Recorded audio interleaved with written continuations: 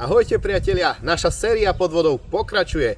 Dneska sme strávili jeden prenádherný deň na tejto krásnej rieke Laborec a bude to prvé naše videjko z našej série pod vodou, ktoré bude točené nie na stojatej vode, ale na vode tečúcej.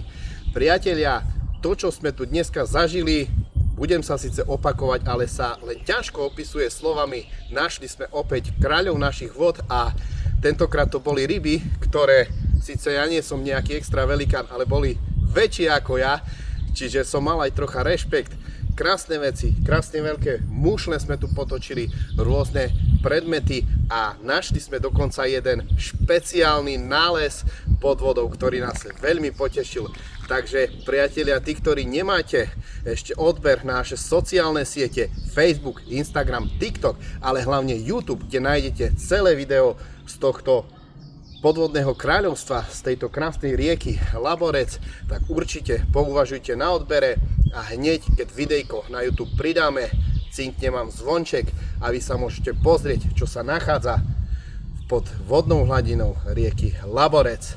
Takže toľko, priatelia, a ja idem ďalej skúmať toto krásne vodné kráľovstvo. Čaute!